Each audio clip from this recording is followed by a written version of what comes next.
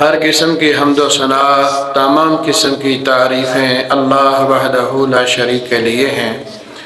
بے شمار لا تعداد درود و سلام امام الانبیاء محمد الرسول اللہ صلی اللہ علیہ وآلہ وسلم کے لیے۔ میرے محترم بھائیوں، عزیز ساتھیوں، اسلام اللہ کا دین ہے۔ آدم علیہ السلام سے لے کر قیامت تک تمام انبیاء اور رسولوں کا جو دین تھا وہ اسلام تھا، اور یہ اللہ کا پسندیدہ دین ہے، اللہ کا بڑا محبوب دین ہے۔ اللہ تعالیٰ تمام انبیاء علیہ السلام پر مختلف اوقات میں کتابیں، صحائف نازل فرماتے رہے، اور پھر امام الانبیاء محمد الرسول اللہ صلی اللہ علیہ وسلم پر قرآن مجید کو نازل کرنے کے بعد فرما دیا، الیوم اکملت لکم دینکم واتممت علیکم نعمتی ورضیت لکم الاسلام دینا۔ اسلام بھی مکمل کر دیا اور نبوت کا سلسلہ بھی ختم کر دیا۔ میرے محترم بھائیوں، یہ کائنات اللہ رب العالمین کی ہے۔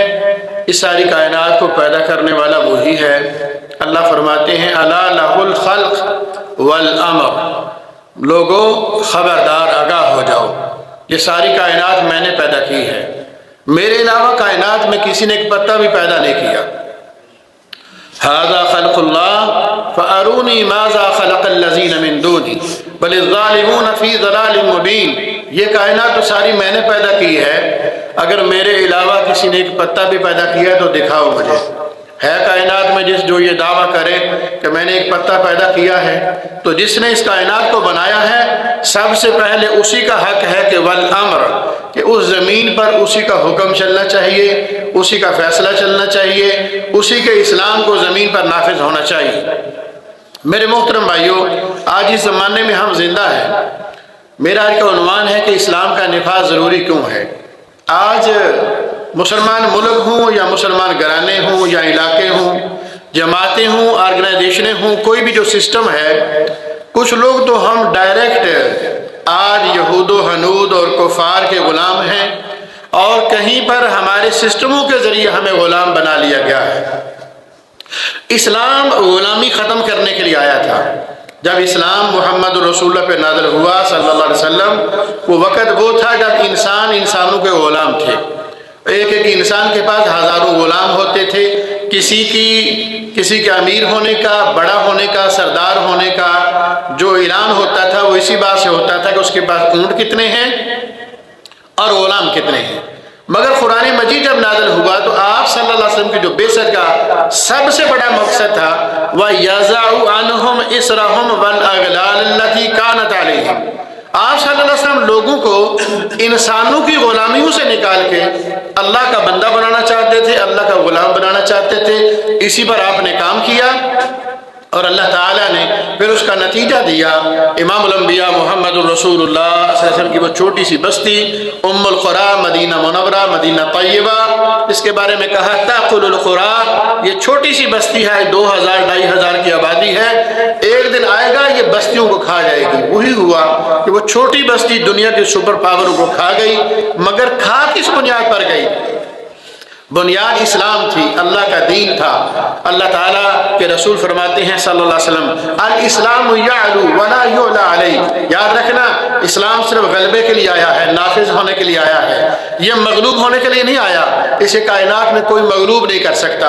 اور اللہ تعالیٰ نے قرآن مجید میں کہا، یریدون لیطفئوا نور اللہ بافواہہم واللہ متم نورہ ولو کرہ الکافرون ولو کرہ المشرکون۔ دیگر مقامات پر کیا فرمایا؟ فرمایا کافر یہ چاہتے ہیں کہ کسی طریقے سے جو محمد الرسول اللہ کو ہم نے چراغ سراج منیرہ بنایا، کتاب ہدایت دی، ہم اس نور کو کسی طریقے سے بجھا دیں۔ فرمایا سن لو یہ بات، یہ چراغ ان کی منہ کی پھوکوں سے بجھایا نہیں جائے گا۔ اللہ نے فیصلہ کر لیا ہے، واللہ متم نورہ، اللہ اس دین کو، اسلام کو زمین پر مکمل کر کے رہے گا۔ اگرچہ یہ بات کسی کو کتنی ہی ناگوار کیوں نہ گزرے، یہ اسلام غالب ہونے کے لیے آیا ہے، غالب ہو کر رہے گا۔ امام الانبیاء محمد رسول اللہ کی حدیث ہے صلی اللہ علیہ وسلم، فرماتے ہیں اللہ تعالیٰ نے مشرق و مغرب سے زمین کو سمیٹ کے مجھے دکھایا اور ساری زمین کے نخلستان بھی دکھائے، ریگستان بھی دکھائے، پہاڑ دریا بھی دکھائے، خشکیاں اور تری کے علاقے بھی دکھائے۔ جہاں جہاں اللہ تعالیٰ نے مجھے زمین کو دکھایا وہاں وہ اسلام جو میں لے کر آیا ہوں یہ غالب ہو کر رہے گا۔ اگر کوئی اسے عزت سے قبول کرے گا تو پھر بھی یہ غالب آئے گا، اور اگر کوئی اسے عزت سے قبول نہیں کرے گا تو یہ اسلام اسے مغلوب کرے گا، اور مغلوب کرنے کے بعد غالب آ جائے گا۔ میرے محترم بھائیوں، یہ تو وہ بنیاد ہے اسلام کی جس پر ہم عمل کرنے والے ہیں، جس کے ہم داعی ہیں۔ اب بات سوچنے کی یہ ہے، سمجھنے کی یہ ہے کہ یہ کام ہو کر رہنے والا ہے، یہ رکنے والا نہیں ہے، نہ ساری کائنات مل کے اسے روک سکتی ہے۔ اللہ نے قرآن مجید میں یہ بھی فرما دیا ہے وَلَا يَحْسَبَنَّ الَّذِينَ كَفَرُوا سَبَقُوا إِنَّهُمْ لَا يُعْجِزُونَ۔ اے نبی صلی اللہ علیہ وسلم لوگوں کو بتا دے، کوئی اپنے دل اور دماغ میں یہ گمان بھی نہ کرے، سوچ بھی پیدا نہ کرے کہ ساری کائنات کے کافر مل کے تیرے رب کے کسی فیصلے کو روک سکتے ہیں، یا تیرے رب کو عاجز کر سکتے ہیں، یا اس کے اسلام کی راہ میں رکاوٹ بن سکتے ہیں۔ اللہ تعالیٰ نے آج کے زمانے میں لوگوں کو، کائنات والوں کو دکھایا ہے کہ نیٹو ایک بڑی پاور لے کے اسلام کے مقابلے میں جب میدان میں اترا ہے تو دنیا کے جدید ترین ہتھیار، دنیا کے جدید ترین ٹیکنالوجی اور جناب بلینز ڈالرز اور جناب ٹریلین ڈالرز کے مالک وہ نیٹو ممالک، اور ان کے اتنے بڑے بڑے بجٹ، اللہ کی قسم سوائے حسرت کے، سوائے افسوس کے، ہاتھ ملنے کے، وہ یہاں سے کچھ نہیں لے کر گئے۔ جدید دور کے اندر اللہ تعالیٰ نے بدر کا منظر دکھا کے مسلمانوں کو تسلی اور تشفی دینے کی کوشش کی ہے کہ مسلمانوں، اگر تم نہ جھکے، اگر تم نہ بکے، لا تہینو، نہ سست ہوئے، ولا تحزنو، اور نہ تم پریشان ہوئے، کھڑے رہ گئے اسلام کے ساتھ، تو میں تمہیں گارنٹی دے رہا ہوں کہ تم آج کے زمانے میں بھی تم ہی غالب آؤ گے۔ وسائل ہوئے نہ ہوئے، ہتھیار ہوئے نہ ہوئے، کیوں؟ اللہ نے قرآن مجید میں صاف کہا فقاتل فی سبیل اللہ لا تکلف الا نفسک وحرز المؤمنین عسى اللہ ان یکف باس الذین کفروا واللہ اشد باسا واشد تنکیلا۔ اے محمد صلی اللہ علیہ وآلہ وسلم، آپ نے دین کو، اسلام کو غالب کرنے کے لیے کھڑے ہونا ہے، پھر اس بات کی پرواہ نہیں کرنی آپ کے ساتھ ایک بندہ بھی نکلتا ہے یا نہیں نکلتا۔ ہمارا کام کیا ہے؟ ہم اس اسلام کو زمین پر غالب کریں گے، اور جو کافروں کی بڑی بڑی آندیاں، بڑی بڑی ٹیکنالوجی، بڑے بڑے وسائل ہیں، عسى اللہ ان یکف باس الذین کفروا واللہ اشد باسا واشد تنکیلا۔ تیرا رب کافروں کی لڑائی سے زیادہ سخت ہے، لڑائی کے اندر تیرا رب قوت کے اندر بڑا طاقتور ہے۔ ان القوۃ للہ جمیعا، ساری کائنات کی قوتیں اس کے ہاتھ میں ہیں۔ ابن جہدر جب آیا نا اللہ کے رسول کو دمکانے کے لیے، ایک بندہ ساتھ لے کے آیا کہ جب میں آپ سے گفتگو کروں گا نا تو تلوار نکال کے کام تمام کر دینا۔ جب وہ باہر نکلا، بڑی دیر آپ کو انگیج رکھا، تو پوچھنے لگا تو نے یہ کام کیوں نہیں کیا؟ کہنے لگا کیسے کرتا؟ میں جب بھی اپنے ہاتھ کو تلوار پہ رکھتا، ہاتھ سن ہو جاتا، ہاتھ کام ہی نہیں کرتا تھا۔ بھائی ان القوۃ للہ جمیعا عسى اللہ ان یکف باس الذین کفروا واللہ اشد باسا واشد تنکیلا۔ بدر سے جو لوگ بھاگ کے پہلے مکے میں پہنچے نا، ان سے ابو لہب نے پوچھا کیا ہوا؟ کہتے ہونا کیا تھا، جب ہم ان وادیوں میں اترے ایسے لگتا تھا جیسے ہاتھ ہمارے پیچھے باندھ دیے گئے ہیں، نہ ہمارے ہاتھ تلوار کے دستے پر آتے، نہ تلوار باہر نکلتی، اگر نکال لیتے تو وہ ہم سے چلتی نہیں تھی۔ اور کچھ ایسے لوگ تھے جو بڑی بڑی سواریوں پر موجود تھے، وہ جیسے چاہتے تھے ہمیں کاٹتے تھے اور جیسے چاہتے تھے باندھ کے لے جاتے تھے۔ اللہ کی قسم یہی مناظر جو ٹومی فرینکس یہاں سے شکست کھا کے بدبخت گیا تھا، اس نے امریکہ میں جا کے جو پہلا بیان دیا تھا، اس نے یہی کہا تھا کہ وہاں پر لڑائی انسانوں کے ساتھ نہیں ہو رہی۔ اگر انسانوں سے لڑائی ہوتی تو میں کوئی تجزیہ تبصرہ کرتا، وہاں لڑائی انسانوں کے رب کے ساتھ ہو رہی ہے۔ یہ ایک چھوٹا سا منظر ہے جو میں تھوڑا سا آپ کو بتانا چاہتا ہوں کہ اسلام اللہ کا دین ہے، اس نے غالب آنا ہے۔ میں اس میں کردار ادا کروں، میں اس میں کردار ادا نہ کروں، پھر بھی اس نے غالب آنا ہے۔ لیکن میں آپ کو یہ بتاتا چلوں، اگر اسلام کو نافذ کرنے کے لیے ہم نے کوشش کی، محنت کی، اور ہماری زندگیوں میں اسلام غالب ہوا، تو پتہ ہمیں اس کا کیا فائدہ ہوگا؟ آج جتنی ہماری زندگی کے اندر جتنی غلامیاں ہیں نا، یہ دنیا میں جتنے بارڈر ہیں، جب اسلام ہوتا ہے تو بارڈر نہیں ہوتے، جب اسلام ہوتا ہے تو یہ پاسپورٹ نہیں ہوتے، جب اسلام ہوتا ہے تو ٹیکس نہیں ہوتے۔ آپ کسی بھی مسلمان سے 2.5% زکوٰۃ سے زیادہ اور زمین کی برانی زمین میں 10% عشر اور جو نہری پانی ہے اس میں سے 20% عشر کے سوا، فطرانے کے سوا آپ مسلمان سے 1% بھی زائد وصول نہیں کر سکتے۔ وہ 5000 اونٹوں کا مالک ہو یا 1 اونٹ کا مالک ہو، وہ ایک کھجور کا مالک ہو یا ارب پتی ہو، آپ اس سے زیادہ اس سے کوئی چیز وصول نہیں کر سکتے۔ نہ کوئی سیل ٹیکس ہوتا ہے، نہ کوئی انکم ٹیکس ہوتا ہے، نہ کوئی اور خرابیاں ہوتی ہیں۔ آج ہماری پوری کی پوری زندگی جس جھنجھٹ کے اندر پھنسی ہوئی ہے نا، وہ 2 چیزیں ہیں، ایک ٹیکس کا نظام ہے اور ایک سود کا نظام ہے۔ سود نے ہمیں سود نے گھیرا، ہماری زندگیوں کو بے بس کر دیا، اور جو رہی صحیح کسر تھی وہ آج دنیا کے اندر یہ جو ٹیکس کا نظام ہے اس نے ہمارا اندر کا خون کی ہڈیوں کی مخ بھی چوس لی ہے۔ باہر کے ملکوں میں جائیں 50% 70% تک انڈائریکٹ ٹیکس ہیں۔ پاکستان میں بھی آپ کوئی کام کرنے جائیں، کوئی چیز کرنے جائیں، اللہ کی قسم مسلمان جو زمین پر شہادت اللہ الہ الا اللہ وحدہ لا شریک لہ یہ کہتا ہے، اسے زکوٰۃ اور عشر کے علاوہ 1 روپیہ ٹیکس لینا بھی حرام ہے۔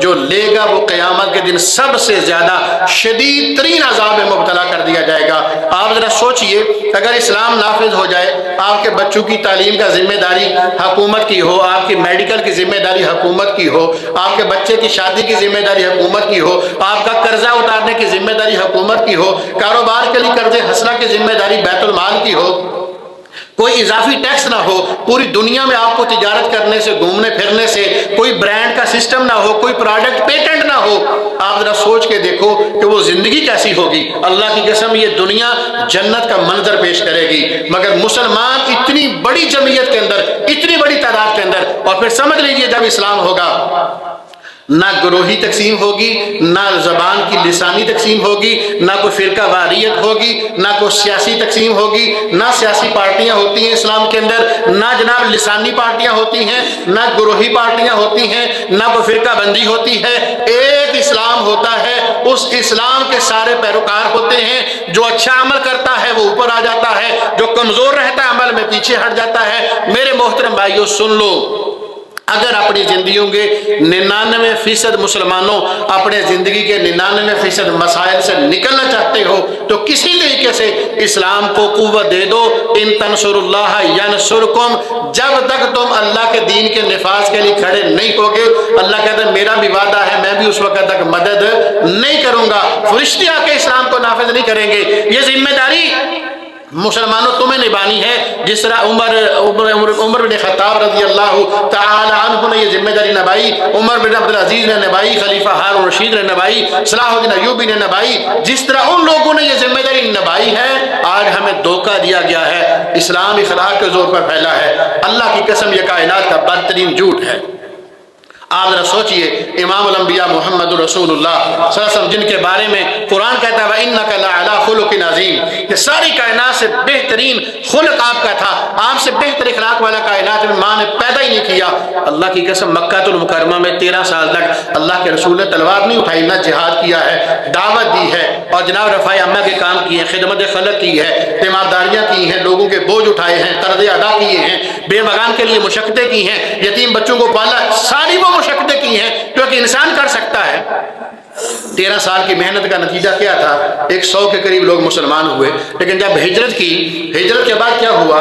پہلے 1 سال 2 مہینے کے بعد بدر ہوا، آپ کی جماعت 100 سے 313 میں چلی گئی، اور پھر اگلے سال احد ہوا تو جماعت جناب 1000 میں چلی گئی، اور جناب اگلے سال خندق ہوا تو جماعت اس سے بھی بڑھ گئی، 1400 تو وہاں موجود تھے، اس کے علاوہ اطراف میں بھی پھیلے ہوئے تھے۔ اس کے بعد آپ فتح مکہ کو دیکھ لیجئے 10,000 ہے، آپ حنین کو دیکھ لیجئے 16,000 ہے، تبوک کو دیکھ لیجئے 30,000 ہے، اور جناب اس کے بعد پھر حجۃ الوداع دیکھ لیجئے، 13 سال کا رزلٹ دیکھ لیجئے اور 10 سال کا رزلٹ دیکھ لیجئے۔ حجۃ الوداع پر 1.5 لاکھ صحابہ موجود ہیں جو کہہ رہے ہیں فدا کا ابی و امی یا رسول اللہ صلی اللہ علیہ وسلم۔ یہ تلوار کا نتیجہ تھا، جہاد کا نتیجہ تھا، اسلام کے غلبے کا نتیجہ تھا۔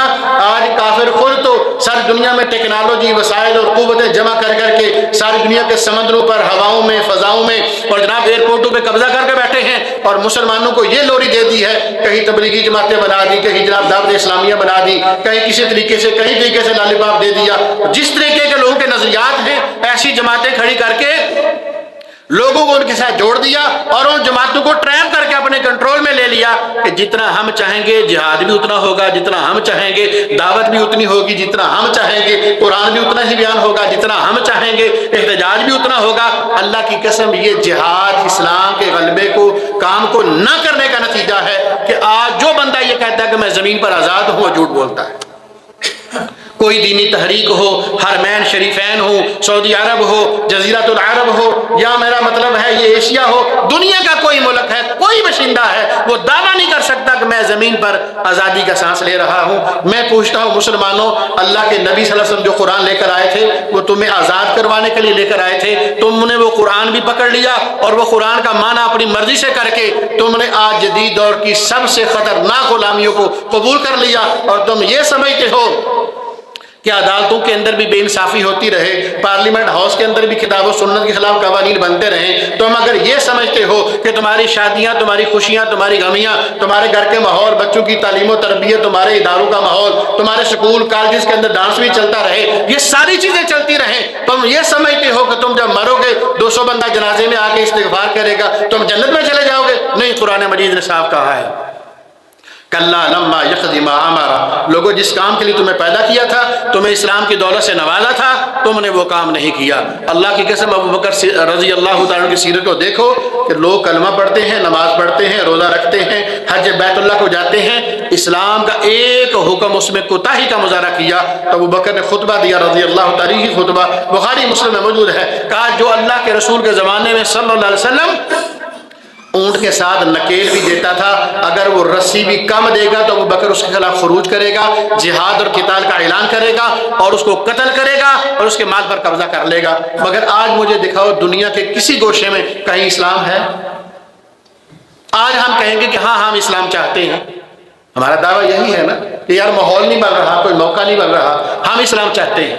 میں اپنے بھائیوں سے ایک سوال کرتا ہوں، میرے پیارے بھائیوں، مجھے اپنی زندگی میں جس ملک میں ہم رہتے ہیں، میں اگر اپنی زندگی پر اسلام نافذ کرنا چاہوں تو مجھے کوئی قانونی رکاوٹ ہے؟ دیانتداری سے بتانا، تھوڑا سا بول دیجئے، مدتیں ہوگی آپ کو جمعہ پڑھاتے ہوئے، اتنا حق تو میرا پر ہے، تھوڑا بول سے کہہ دیجئے کہ اگر ہم اسلام پر عمل کرنا چاہیں تو ہمارے لیے کوئی رکاوٹ ہے؟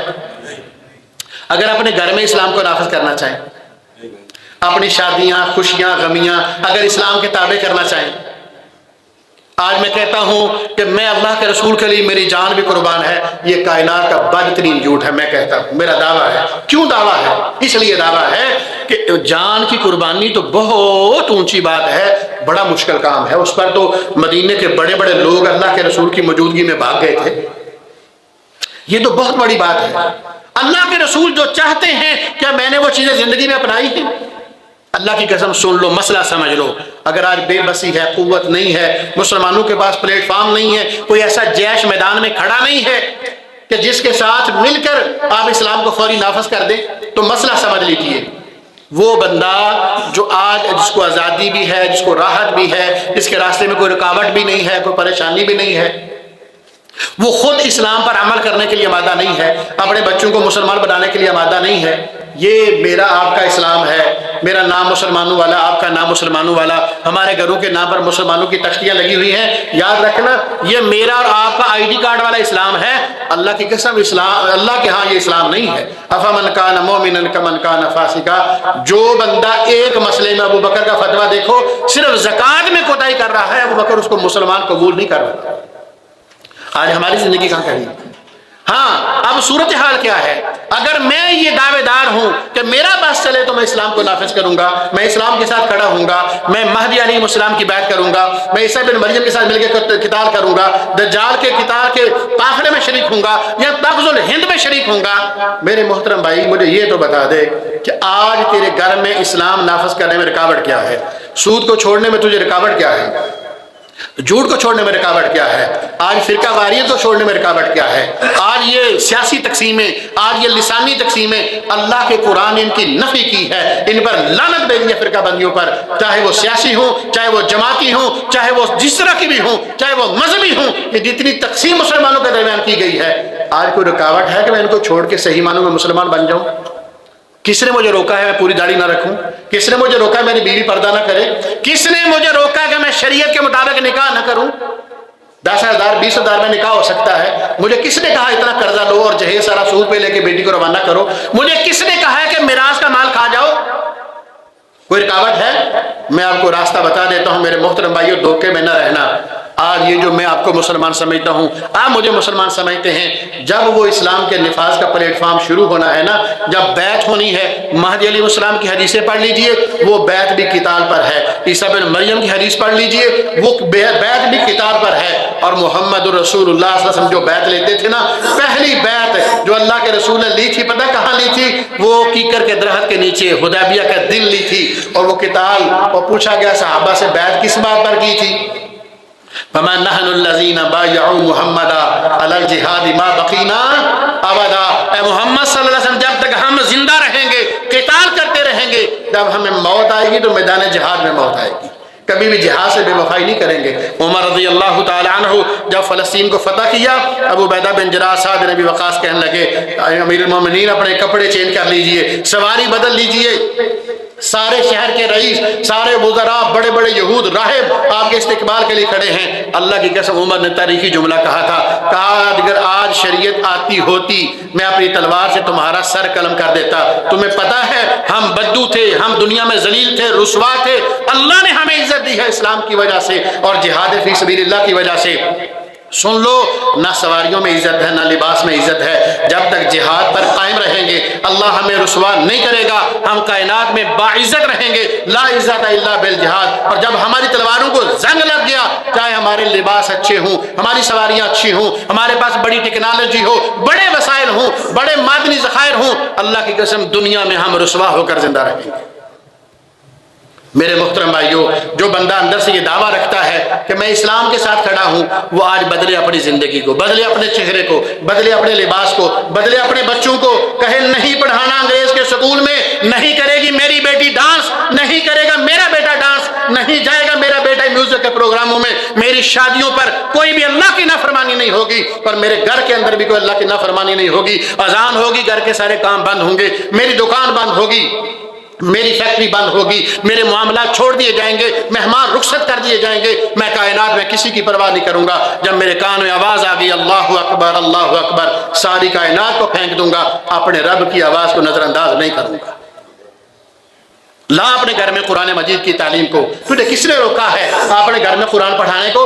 جا جا کے پوچھ قازقستانیوں سے، ترکمانستانیوں سے، جن کو 40 سال تک کسی نے قرآن کو ہاتھ نہیں لگانے دیا۔ جائیے صوبہ سنگیان کے مسلمانوں کو جو دبئی کے راستے حج عمرے کے لیے آتے ہیں، جب دبئی میں اذانیں ہوتی ہیں تو زاروں قطار ہوتے ہیں، کہتے ہیں 89 سال عمر ہے۔ میری ایک چائنی سے ملاقات ہوئی، 2009 کی بات ہے، کہتا ہے 90 سال عمر ہوئی ہے۔ یہ مسجد کی سیڑھیوں پر بیٹھ کے اس لیے روتا ہوں کہ 90 سال سے سوچتا تھا کبھی اذان کی آواز سنوں گا، اذان کی آواز سنتا ہوں میرا کلیجہ بھڑکتا ہے۔ جاؤ جا کے ان لوگوں سے پوچھو، الجزائر والوں سے پوچھو، مصر والوں سے پوچھو، تیونس والوں سے پوچھو، لیبیا والوں سے پوچھو، آج وہ اسلام پر آزادی سے عمل نہیں کر سکتے۔ آج آپ کو تو کوئی رکاوٹ نہیں ہے، آپ کیا عذر پیش کریں گے اپنے رب کے سامنے؟ کیا عذر پیش کریں گے اپنے رب کے سامنے کہ جب کہ کوئی رکاوٹ نہیں تھی، میں نے اپنے گھر میں اسلام کو گھسنے نہیں دیا، میرے بیڈ روم میں اسلام نہیں ہے، میرے ڈرائنگ روم میں اسلام نہیں ہے، میری گفتگو میں اسلام نہیں ہے، میری نگاہ میں اسلام نہیں ہے، میری اولاد میں اسلام نہیں ہے، میری رشتہ داری میں اسلام نہیں ہے، میرے کاروبار میں اسلام نہیں ہے۔ اور میرے محترم بھائیو سن لو، بڑا خطرناک وقت آنے والا ہے جب وہ بیعت کا معاملہ آنا نا، حدیثیں پتہ کیا کہتی ہیں؟ مسلمانوں کی بڑی تعداد، آدھی سے بھی زیادہ، 2/3 سے بھی زیادہ یہ بیعت سے انکار کر دے گی۔ کیوں؟ طبیعت ہی نہیں ہے، مزاج ہی نہیں ہے، ہم جہاد کو کوئی سمجھتے نہیں ہے، دہشت گردی سمجھتے ہیں۔ کافروں نے جو سبق ہمیں پڑھایا ہم نے پڑھ لیا، وہ کچھ بھی کرتے رہے غزہ کے اندر، فلسطین کے اندر، وہ دہشت گردی نہیں ہے، وہ لیبیا کو رون ڈالے وہ دہشت گردی نہیں ہے۔ قرآن کہتا ہے جہاد وَيَسْعَوْنَ فِي الْأَرْضِ فَسَادًا أَن يُقَتَّلُوا أَوْ يُصَلَّبُوا، یہ جہاد جو آتا ہے نا، یہ فساد کو روکنے کے لیے آتا ہے۔ انہیں ہم نے سبق پڑھایا، ہم نے مان لیا۔ یاد رکھنا میرے محترم بھائیو، یہ خالی خولی اسلام دعوے کی حد تک، 2 باتوں پر میرا عمل ہے، 4 باتوں پر تیرا عمل ہے، یہ اسلام اللہ کے ہاں مقبول نہیں ہے۔ اللہ کو پتہ کون سا مسلمان مقبول ہے؟ اللہ کو وہ مسلمان مقبول ہے جو سر کے بالوں سے لے کے پاؤں کی ایڑیوں تک اور صبح سے لے کے رات تک، پیدائش سے لے کے موت تک، خوشیوں سے لے کے غمیوں تک، شادیوں سے لے کے بچے کے عقیقے تک، اس کا ایک ایک عمل محمد رسول اللہ کی نقل میں ہے، اس کی سنت میں ہے، اس کی اتباع میں ہے۔ اگر اللہ کی قسم وہ جانتے ہوئے، بوجھتے ہوئے، سمجھتے ہوئے، علم کے باوجود اگر ایک بھی بات اللہ کی ٹھکراتا ہے اپنے عمل میں اور محمد رسول اللہ کی ٹھکراتا ہے، اللہ کی قسم تو مجھے مسلمان سمجھتا، میں تجھے مسلمان سمجھتا ہوں، اللہ اسے مسلمان نہیں سمجھتا۔ اللہ اسے مسلمان نہیں سمجھتا جسے پتہ چل جائے کہ یہ محمد رسول اللہ کا حکم ہے، جسے پتہ چل جائے یہ آسمان کے رب کا حکم ہے۔ سورہ مائدہ کو پڑھ لینا، آیت نمبر 44 سے لے کے 47 تک، وَمَن لَّمْ يَحْكُم بِمَا أَنزَلَ اللَّهُ فَأُولَٰئِكَ هُمُ الْكَافِرُونَ وَمَن لَّمْ يَحْكُم بِمَا أَنزَلَ اللَّهُ فَأُولَٰئِكَ هُمُ الظَّالِمُونَ وَمَن لَّمْ يَحْكُم بِمَا أَنزَلَ اللَّهُ فَأُولَٰئِكَ هُمُ الْفَاسِقُونَ۔ اے محمد صلی اللہ علیہ وسلم، فَاحْكُم بَيْنَهُم بِمَا أَنزَلَ اللَّهُ۔ زندگی کے کسی معاملے میں آپ کو بھی اپنی رائے سے فیصلہ کرنے کا اختیار نہیں ہے۔ فیصلہ لوگوں کے درمیان کرنا ہے تو آسمان کے رب کے حکم کے ساتھ کرنا ہے، اپنی مرضی سے کوئی فیصلہ نہیں کرنا۔ میرے محترم بھائیوں، میں آپ کو صاف بتا رہا ہوں، یہ بات سمجھ لیجئے، اگر آپ مسلمان ہیں، اسلام کا دعویٰ رکھتے ہیں، قبر میں سرخرو ہونا چاہتے ہیں، حشر میں کامیاب ہونا چاہتے ہیں، اللہ کی قسم میں نے اس دن وہ حدیث بیان کی تھی مسلم کی، قیامت کے دن بہت لوگ آئیں گے، اللہ کے رسول میرے سے خیانت ہو گئی، اللہ کے رسول میرے سے فلاں جرم ہو گیا، میں سود کھا بیٹھا، میں یہ کام کر بیٹھا، آج میری سفارش کیجئے۔ صحیح مسلم کے اندر حدیث ہے، کسی کو حوالہ چاہیے میں دے دوں گا، سن لیجئے، سورہ آل عمران کی آیت نمبر وَمَا كَانَ لِنَبِيٍّ، اس کی تفسیر میں موجود ہے۔ اللہ کے رسول فرماتے میں کہہ دوں گا اسلام پہنچایا تھا، تیرے تک میری بات پہنچی تھی، احکامات پہنچے تھے، لباس کے بارے میں، چہرے کے بارے میں، خیانت کے بارے میں، چغلی کے بارے میں، جھوٹ کے بارے میں، سود کے بارے میں میرا پیغام پہنچا تھا؟ وہ کہے گا ہاں پہنچا تھا، پر میں پھر آج میں تمہارے لیے کچھ نہیں کر سکتا، میں نے تم کو ایک ایک بات پہنچا دی تھی اور کہا تھا ان پر عمل کر کے آنا، میں تمہارے ساتھ کھڑا ہوں گا، تم میرے ساتھ کھڑے ہوگے۔ اگر زندگی اپنی مرضی سے گزار کے آئے تو یاد رکھنا میں تمہارے کسی کام نہیں آ سکوں گا۔ یہ پیغام محمد الرسول اللہ صلی اللہ علیہ وسلم نے اپنی بیٹی کو بھی دیا تھا، اپنی پھوپھی کو بھی دیا تھا، اپنی بیویوں کو بھی دیا تھا، آج تم بھی سن لو، کھلا کھلا پیغام ہے۔ اگر تم اسلام سے محبت کرتے ہو، سچے مسلمان ہو، آج کے دن کے بعد تمہاری زندگی کے اندر کوئی کام اسلام کی مخالفت کا نہیں ہونا چاہیے۔ جو اس مخالفت کو نہیں مانتا، جو اسلام کے ساتھ نہیں چلنا چاہتا، اس کے ساتھ تمہارا کوئی تعلق نہیں ہونا چاہیے۔ اللہ تعالیٰ سے دعا ہے اللہ تعالیٰ بات کو سمجھنے کی، اس پر عمل کرنے کی توفیق عطا فرمائے۔